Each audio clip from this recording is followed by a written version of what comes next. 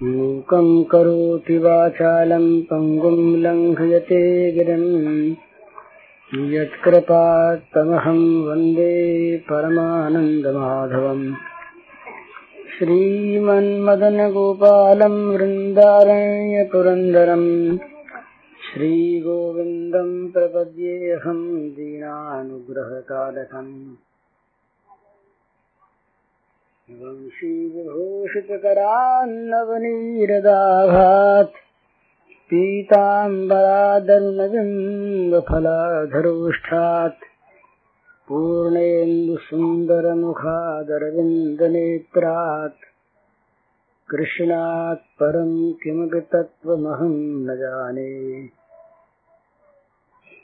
नवजलधरवर्णं चम्पकोद्भासिकर्णं विकसितनलिनास्यं स्फुरन्मन्दहास्यं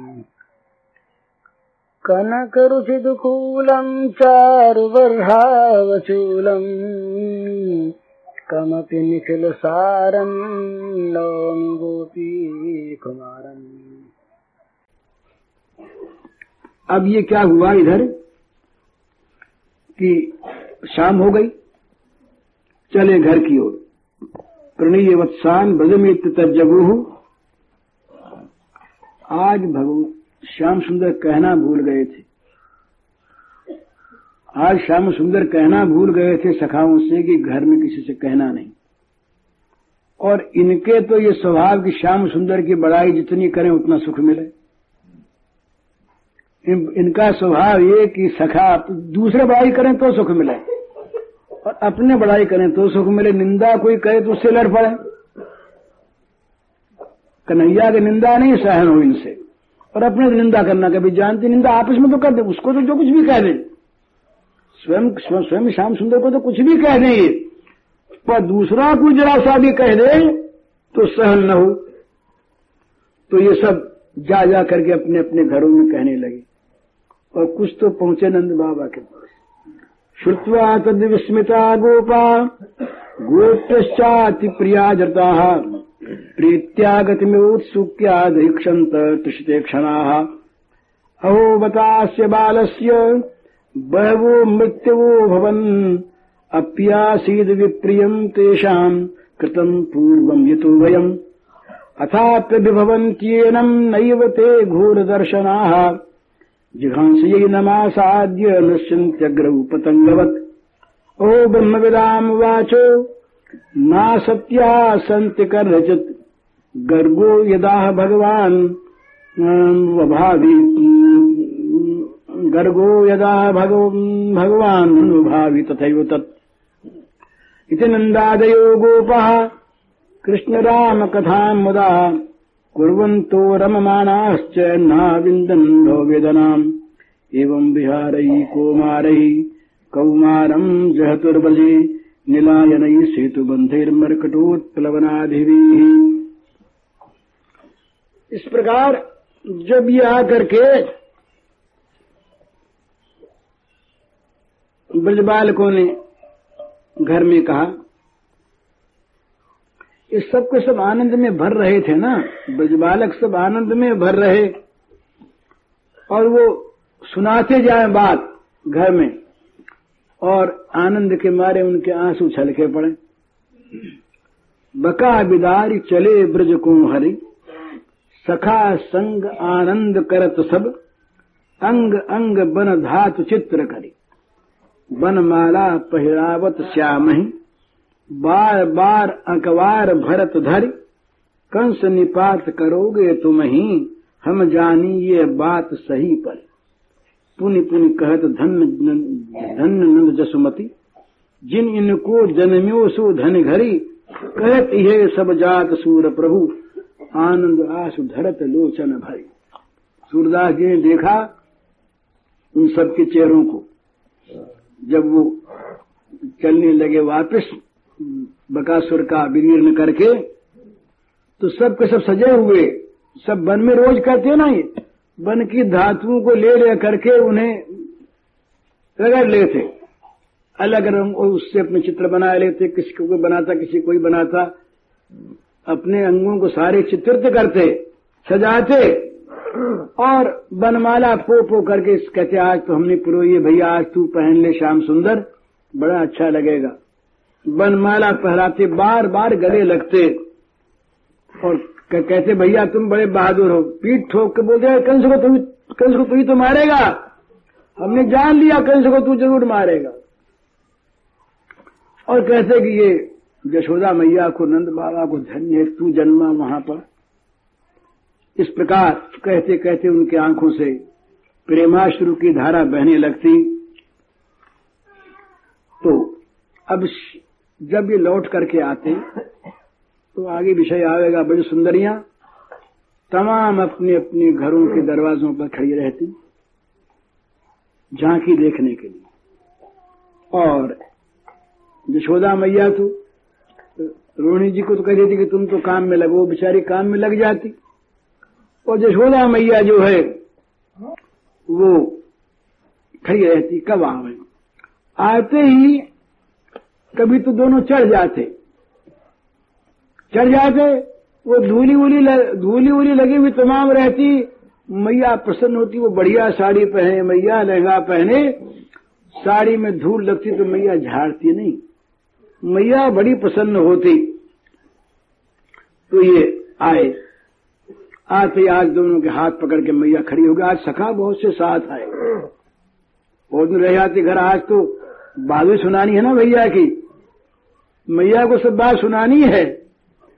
तो बहुत से सखा साथ आ गए और बोले मैया तुमको सुनाना कन्हैया की बात। आज एक हमने बड़ी अचरज की बात देखी। माता परम कौतुकम न विस्मापयति तत् जदक्ष सख्या प्रतिभुज पराक्रम कृतः।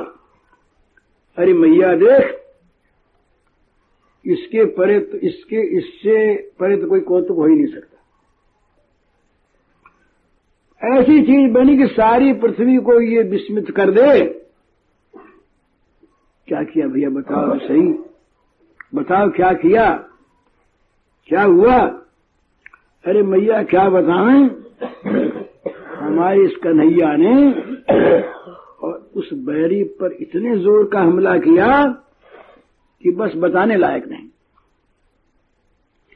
हम लोगों ने जान लिया कि आज जाना हम लोगों ने कि कन्हैया के हाथों में कितना बल है, कन्हैया की भुजाओं में बड़ा पराक्रम। ये तो आज हमने समझ लिया मैया, अब तक तो हम जानते थे हमारी जैसा है, पर आज तो हमारी समझ में आ गया कि इसमें बड़ी ताकत है। अब इन्होंने सोचा कि मैया सुन करके प्रसन्न होगी, बहादुरी की बात सुनावे लाला कर। मैया डर गई, मैया के ज्यादा वात्सल्य भाव। अब मैया अब तक तो वो नीलमणि के सुंदर बदन की शोभा देख रही थी और पूरे ध्यान से उसका मन उसी में लगा था। अब वहां से तो मन हट गया और ये बच्चों अरे बोले क्या हुआ बताओ, क्या हुआ कि कौन शत्रु था। उसने सोचा कि बच्चे तो कुछ जानते मानते नहीं, कोई राक्षस आया होगा, कुछ कर गया होगा, न मालूम क्या हुआ है। तो मैया डर गई, अरे बोले क्या हुआ बता। तो एक बच्चे ने कहा मैया बताऊं क्या। देख एक आया था, कोई आया था और उसने तमाम अपना बदन फुला रखा था, पहाड़ सा लगता था मैया, पहाड़ सा दिखता तो बगुला जैसा और पर्वतायमानम पहाड़ के समान लगता था। तो फिर अरे बोले मैया उसने चोंच फाड़ रखी। मैया डरी, क्यों। बोले हम सबको निगल जाना चाहता था। लेकिन मैया हमारे कन्हैया की बात क्या बताऊं, उसके तो सिर पर मौत ही नाच रही थी, इसलिए वो बड़ा चंचल रहा, शांति उसको थी नहीं। पर उसकी चोंच थी मैया बड़ी तेज धार वाली और उसकी चोंच में से आग सी निकल रही थी मैया। वो टेढ़ा टेढ़ा चल के आ रहा था। पर मैया तेरे पुण्य का क्या ठिकाना है, तू बड़ी पुण्यवती मैया। ये देखना फूल सा कोमल कन्हैया, इसने मैया देखते ही देखते हम लोग देखते ही रह गए, पता ही नहीं लगा। वो जैसे कोई तिनके को चीर डालता है वैसे उसको चीर के फेंक दिया मैया।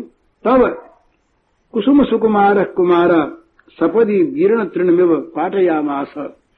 मैया तेरे इस सुकुमार कुमार ने और तुरंत ही उसको तिनके की तरह से चीर के फेंक दिया। अब मैया से ये नहीं कहा कि ये मुंह में वो निकल गया था पहले, ये कह देते तब तो मैया के प्राण ही सूख जाते।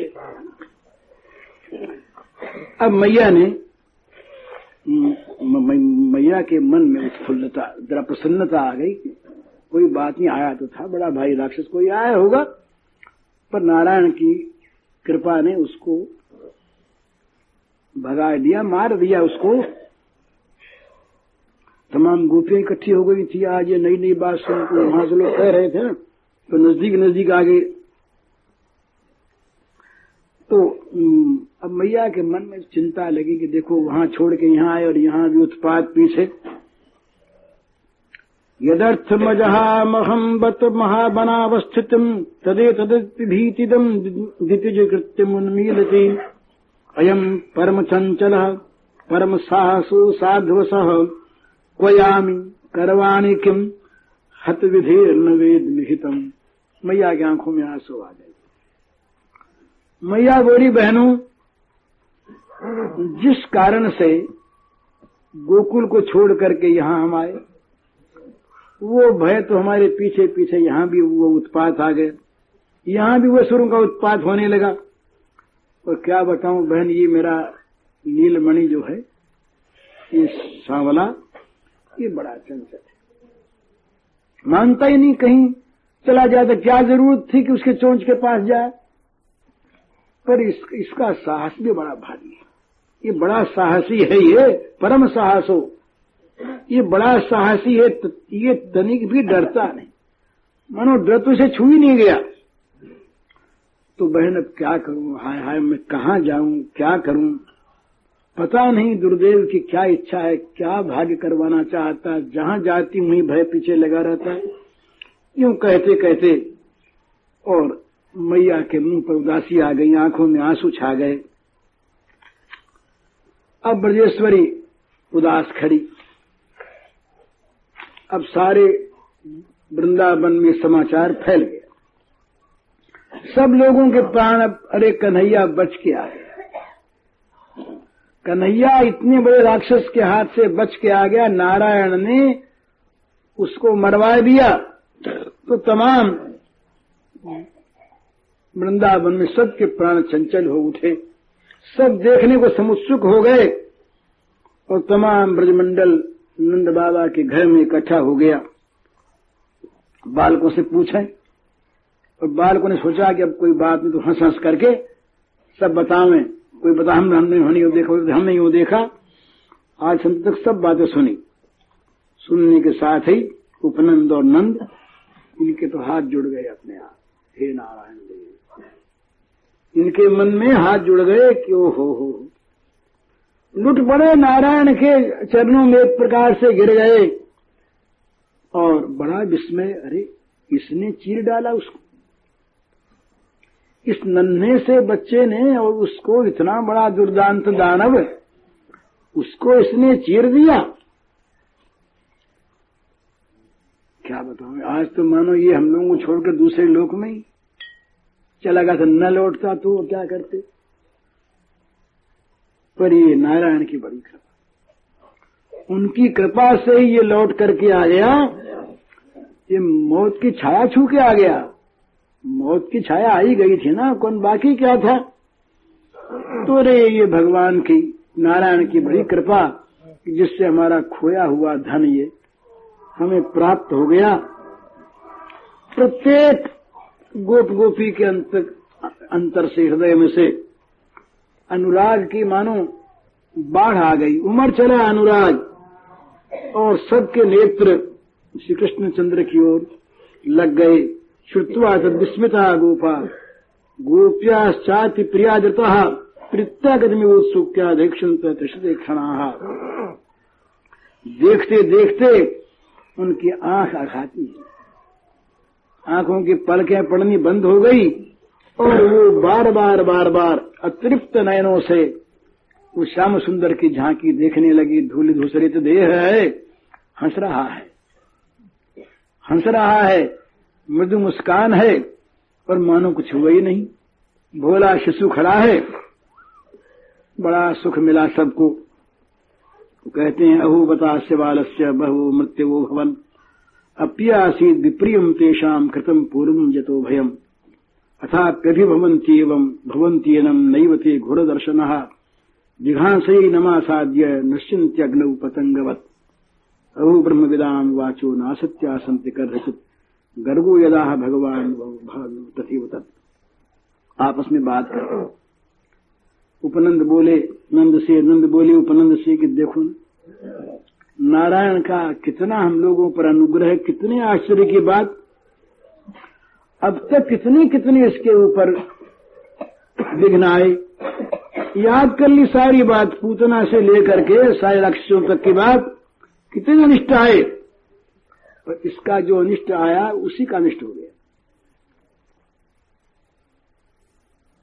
तो ऐसा क्यों हुआ कि भाई इसलिए हुआ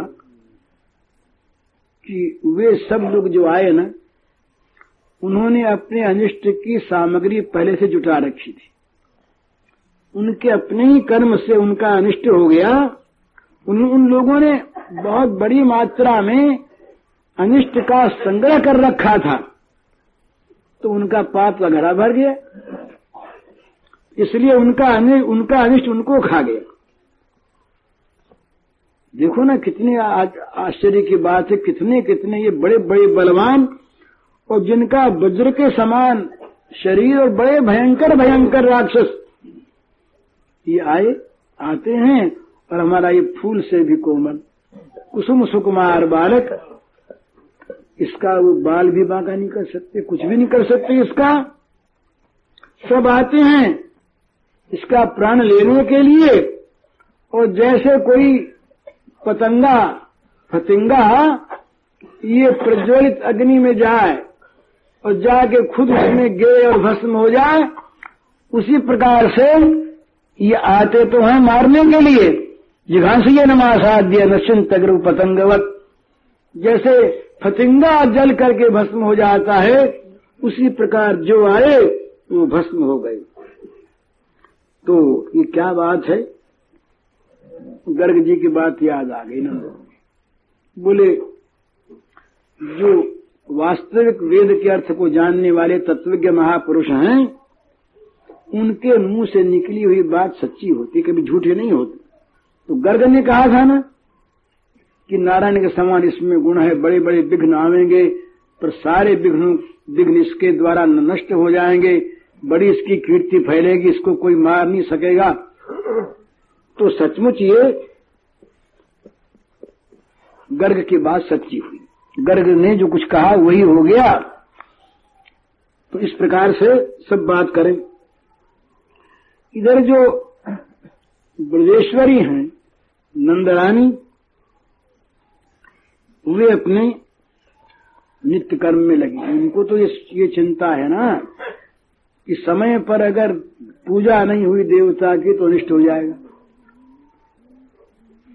तो इधर जब नंद उपनंद आ गए और देख लिया कि वो कोई बात नहीं प्रसन्न है, तो देवता की आराधना शुरू की, तो अपने पूजा में लग गईं,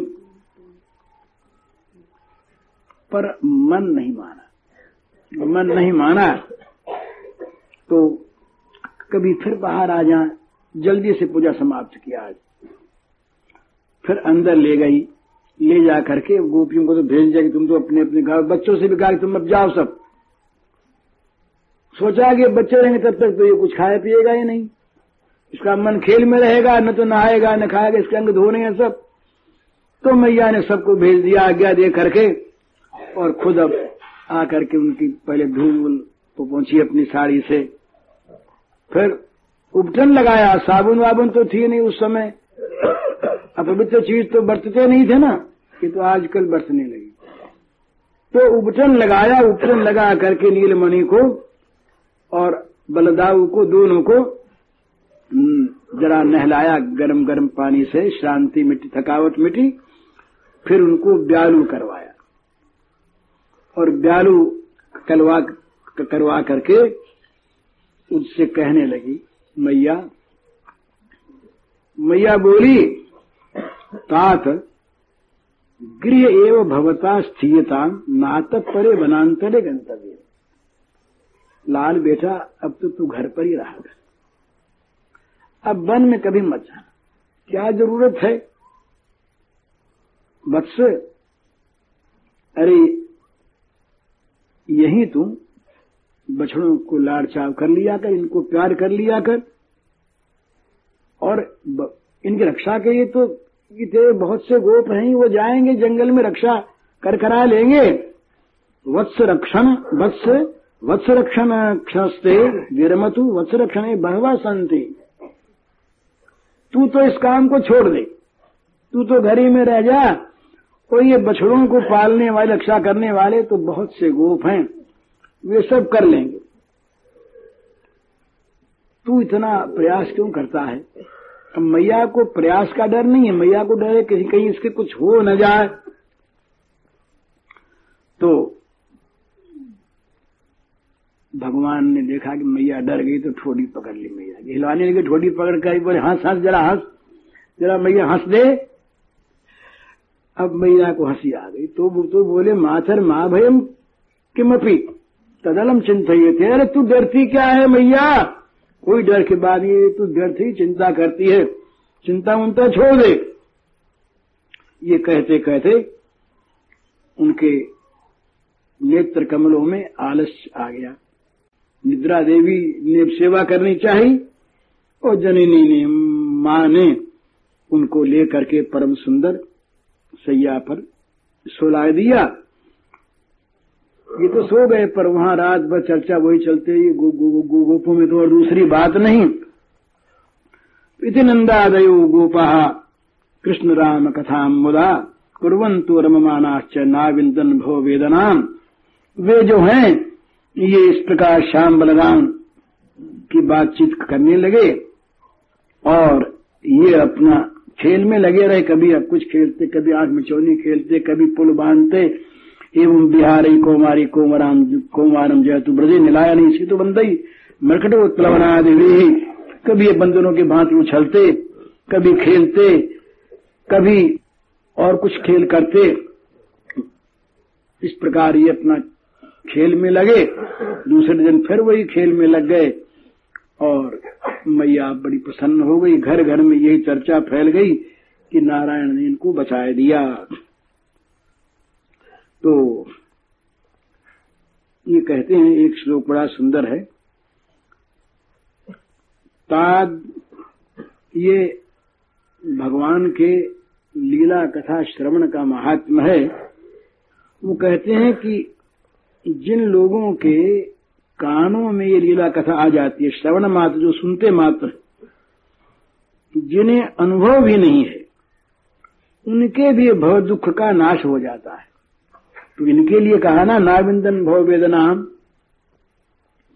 इस पर कहते हैं कि तादृग्रमेश चरित्रम श्रुतिमात्र वेद्यम यस्यास्ति सोपि भव दुख लवम न वेत्ति चित्रम किमत्र सच तच्चरितम च येषाम अध्यक्षमास न विदुर्भव वेदनाम ते। जिन भगवान के चरित्रों को जो केवल सुनमात्र लेते हैं, जिन्हें अनुभव नहीं, केवल सुनने से, सुनने मात्र का ही उनको लीला संबंधी ज्ञान है, उनमें भी भव दुख का लेश नहीं रहता। लीला श्रवण की इतनी महिमा है। फिर यहाँ इन ब्रजपुर वासियों के, वृंदावन वासियों के तो नेत्रों के सामने स्वयं विराज रहे हैं, लीला कर रहे हैं। ये जो कृष्ण चित्त का प्रत्यक्ष प्रवाह बह रहा है, इसमें भव वेदना की अनुभूति नहीं होती तो क्या आश्चर्य है। सब के सब भय वेदना से मुक्त और कृष्ण प्रेम रस से आप्लुत हृदय सब धन्य हो रहे हैं। हरिओम तत्सत। ये 11वां अध्याय समाप्त। श्री शुक उवाच क्वचिद्वनाशाय मनोदधत् व्रजात् प्रातः समुत्थाय वयस्य वत्सपान् प्रबोधयन् शृङ्गरवेण चारुणा विनिर्गतो वत्सपुरःसरो हरिः तेनैव साकम् पथुका सहस्रशः स्निग्धा सुषिग्वेत्र विषाणवेणवः स्वान् स्वान् सहस्रो परिसङ्ख्यान् वितान् वत्सान् पुरस्कृत्य विनिर्ययुर्मुदा कृष्णवत्सैरसङ्ख्यातर्यूथीकृत्य स्ववत्सकान् चारयन्तोर्वलीलाभिर्विजर्रुस्तत्र तत्र फलप्रबालस्तव कस्वनपृच्छधातुभिः काचगुञ्जामणिस्वर्णभूषिताप्यभूषयन् मुष्णन्तोऽन्योन्यशिक्यादीन् ज्ञातानाराच्च चक्षिपुः तत्रत्याश्च पुनर्दूरादसन्तश्च पुनर्ददुः यदि दूरम् गतः कृष्णो वनशोभेक्षणायतम् अहम् पूर्व इति संस्पृश्य रेमिरे केचिद्वेणून्वादयन्तो धुमान्तशृङ्गानि केचन केचिद्भृङ्गैः प्रगायन्तः कूजन्तः कोकिलैः परे विच्छायाभिप्रभावन्तो गच्छन्तः साधुहंसकैः बकैर्बविशन्तश्च नृत्यन्तश्च कलापुरे विकर्षन्तः कीशबालान् आरोहन्तश्च तैर्द्रुमान् विकुर्वन्तश्च तैः साकम् प्लवन्तश्च कलाशिषु साकम् भेकैर्विलङ्घन्तः सर्पतश्चवसम्प्लुताः विहसन्तः प्रतिच्छायाः शपन्तश्च प्रतिस्वनान् इत्थाम् सताम् ब्रह्मसुखानुभूत्या दास्यम् गतानाम् परदैवतेन मायाश्रितानाम् नरदारकेण साकम् विजरूकृतपुण्यपुञ्जाः यत्पादपांशुर्बहुजन्म कृच्छ्रतो धतात्मभिर्योगिभिरप्यलभ्यः स एव यदृग्विषयस्वयं शतम् किं वर्ण्यते दुष्टमतौ ब्रजौकसाम्। बकासुर का उद्धार करके भगवान घर लौट आए और गोप बालकों ने घर घर में ये बात फैला दी। मैया को बड़ा डर लग रहा, किसी तरह से अब ये जाना बंद कर दे तो ठीक। समझाया बुझाया मनाया पर श्याम सुंदर तो मानने वाले नहीं। मैया को समझा दिया कि मैया कोई डर की बात नहीं है, ऐसे ही कुछ हो गया, कुछ नहीं। तो जिस दिन ये घटना हुई उसके कुछ दिनों बाद एक दिन वन में सब खेल रहे थे तो कुछ वन के फल वल लाए खाने लगे तो श्री कृष्ण बोले कि भैया देखो एक दिन यहीं खाएं हम सब लोग,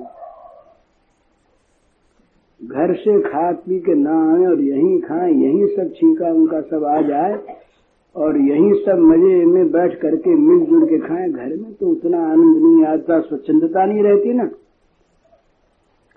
थोड़ा संकोच रहता है, डर रहता है।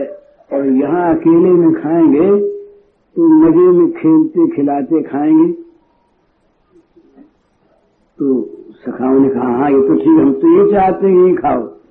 जरूर तो सलाह हो करके निश्चय हो गया कि कल अपने यही ला के खाना है। तो हमेशा रोज की तो ये बात थी कि कुछ कुछ सूरज चढ़ जाता तब मैया उठाती, तब ये उठते अलसाते उलसाते स्तनपान करते, तब कहीं उठते मचलते न मालूम क्या क्या करते।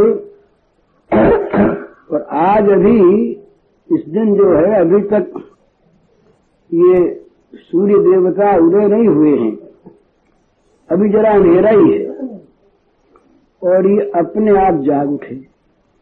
श्याम सुंदर अपने आप जाग उठे और जाग करके बोले, मैया आज तो यहाँ नहीं खाएंगे। ये बड़ा सुंदर वन है मैया, वहाँ खाकर वहाँ जब बैठते हैं तो बड़ा सुख मिलता है मैदान में। तो हमारा मन हो गया, ये मन में लालसा पैदा हो गई कि वही खाएं आज। कस्मिन् न प्यहनि अमृत एवं हस्करे पुष्करे क्षणं जननी मुवाच मातरद्य निर्वद्य विपिन भोजने भोजनेश्वरी विहित लालसोस्मि। तो भैया आज तो हम लोग वन में ही भोजन करेंगे, ये हमारी रुचि हो गई। अब ये प्रस्ताव, श्याम सुंदर का प्रस्ताव, अब मैया सहज में कैसे मानने कि वहां न मालूम खाएगा कि नहीं खाएगा। ये ऐसे खेल में फेंक भाग देखा भूखा रह जाएगा। यहाँ तो बहुत संभाल रख के मैं खिला देती हूँ, नहीं खाता, कभी भाग जाता है तो मुंह में ग्रास दे देती हूँ। अब ये चौथा वर्ष समाप्त होकर पांचवा लगा है, 5वें वर्ष का प्रारंभ है ये। तो मैया देखती कि बच्चा है अभी, ये तो समझता उमझता है नहीं, खाली जिद पकड़ लेता है। तो मैया ने कहा नहीं ऐसा नहीं होगा, यही भोजन करना पड़ेगा। पर ये भी बड़े हठी हैं और निश्चय कर लिया, इनके निश्चय को कौन फेरे। तो मैया हाथ फेरती है, समझाती है। तो ये भी मैया को जरा मनाते हैं, कभी मैया के ठुड्डे पकड़ लेना, ना मैया ना मैया, देख मान लेना, मेरा मन हो गया बहुत। मैया कभी ना ना, अब मैया मानती नहीं। और इनका तो सामने इनके पास एक बड़ा भारी शस्त्र था, मैया वहां हार जाती। इन्होंने देखा जब किसी तरह से मैया मानती नहीं तो उस शस्त्र का प्रयोग किया। उस शस्त्र था अपनी सौगंध। बोले माँ मेरी सौगंध है, तेरे को बोली तो तुझको मेरी सौगंध है। शपथ मूरनाथ तनु मोदन कारया मासा, अपनी शपथ दिलवा दी श्याम सुंदर ने।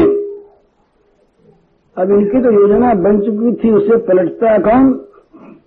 तो मैया ने कहा अच्छा भैया अब सौगंध दिला दी तो क्या करें। अब मैया देखती कि सौगंध को पलट दें इसका अनिष्ट हो जाए। मैया को और कोई डर नहीं सौगंध का, 100 सौगंध खा ले मैया, अपने आप खानी हो तो अपनी। पर मैया को तो डर इस बात का है कि कन्हैया की सौगंध अगर नहीं मानी और कन्हैया को कहीं कुछ हो गया, अनिष्ट हो गया इसका, तो मैया को बड़ा डर। तो मैया ने बहुत समझाया बुझाया, बेटा सौगंध नहीं दिलानी चाहिए ऐसी बातों में।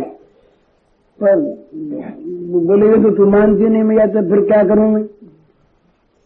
तो अच्छी बात है। तो मैया श्रृंगार करने लगी, सजाने लगी। सजाया मैया ने जल्दी। मैया से कहा बोले देख मैया जल्दी करा, जल्दी जाना है। मैंने कहा अच्छा जल्दी कर रही हूं। अब उधर रोहिणी मैया को तो चिंता लग गई अभी से वो। अब ये टिफिन दान तो थे नहीं उस समय। ये छींकों में टोकरियों में सब भरने लगी। रोहिणी मैया पहले से सामान बोले सामान भेजना है आज तो। अब भगवान का श्रृंगार हुआ, वेश विन्यास बना। अब मैया दौड़ी दौड़ी गई, कुछ थोड़ा सा मक्खन ले आई और 2-1 लड्डू ले आई। तो बोले तो खा ले। कहा मैया फिर वहां क्या, तो बोले नहीं खा ले। तो इन्होंने देखा कि कहीं अब नट गए तो मैया कभी नहीं जाने देंगे। तो मैया की बात मान लेनी चाहिए। तो इन्होंने मैया की बात मान ली। अब सवेरा था, अभी ये सखा तो उठे नहीं। इन्होंने वहीं से सिंगा बजाया अपना जोर से। सिंगा बजाया तो सिंगा ये ये इनका संकेत था। तो सिंगा बजा तो सब हड़बड़ा कर बोले हाँ ये क्या हो गया, हम लोग तो उठे नहीं, कन्हैया पहले उठ गया। उसने कहा था ना कि एक दिन तुम लोगों को हराऊंगा, देखो तो तुम लोग सब आ जाते हो पहले पहले, मैं उठता नहीं, एक दिन ऐसा करूंगा अकस्मात कि तुम लोग सब सोते रहोगे, मैं उठ जाऊंगा। तो आज तो सखाओं ने कहा कि ये देखो ना आज उसकी जय हो गई, ऐसा तो कभी हुआ ही नहीं। और हम लोग जाते हल्ला मचाते, मैया कहते तब कहीं वो हल्ला उल्ला सुन के उठता, और आज तो पहले ही उठ पड़ा और ये सिंगा बजा दिया, चलने की तैयारी। तो सारे उठ करके दौड़े, अपने अपने बछड़ों को इकट्ठा किया। अब बछड़े मानो आज पहले ही जाग गए थे, बछड़े भी सब तैयार। तो बस जहां इस प्रकार की सिंह ध्वनि हुई कि वो बालक भी और बछड़े सब के सब नंद बाबा के दरवाजे पर आकर के कूदते फांदते इकट्ठे हो गए। अब वो संकेत प्राप्त हो गया तो सबको सब चले, यहां से ये अध्याय आरंभ। कुचित बना शायब मनोदधत ब्रजात प्रातः समुत्थाय वयस्य वत्सपान प्रभु सिंह रवि चारुणा विनिर्गतो वत्स पुरस्सरो हरि। भगवान अब निकले तो उस समय का बड़ा सुंदर भगवान का श्रृंगार है। वेणुवामे करकुशले दक्षिणे चारुदष्टिम कक्षे वेत्रम दलविरचितम श्रृंगमत्यद्भुतम च वर्होतंसं चिकुरनिकुरे बल्गुकंठोपकंठे गुंजाहारं कुवलयुगं कर्णयोश्चारु बिभ्रत्। भगवान के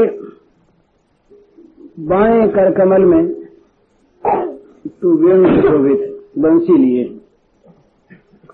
और दाहिने हाथ में बड़ी सुंदर मनोहर छड़ी है, और एक काख में वेद दबाए हैं, और अच्छे अच्छे पत्तों से सजा लिया है सींग को। दलविरचितम, दलों के द्वारा, ये पत्तों के द्वारा वो सुशोभित सजाया हुआ बड़ा अद्भुत ये श्रृंग है, सींगा दबा लिया। और केशों में अलकावली में मयूर पिच्छ लगा लिया है, मोर चंद्रिका बड़ी सुंदर। और गले में इन्होंने, मैया ने तो पढ़ाया सो पढ़ाई, आज इन्होंने गले में गुंजा का हार पहन लिया, चेनी का हार पहना है, और दोनों कानों में कुंडल शोभित हो रहे हैं। अब मैया ने बड़ा श्रृंगार किया था, और भी मैया तो आज यही समझने लगी कि जितना गहना है और जितना बना और जितना और बने, सब का सब इन्हीं पहना दिया जाए, चाहे लग जाएंगे।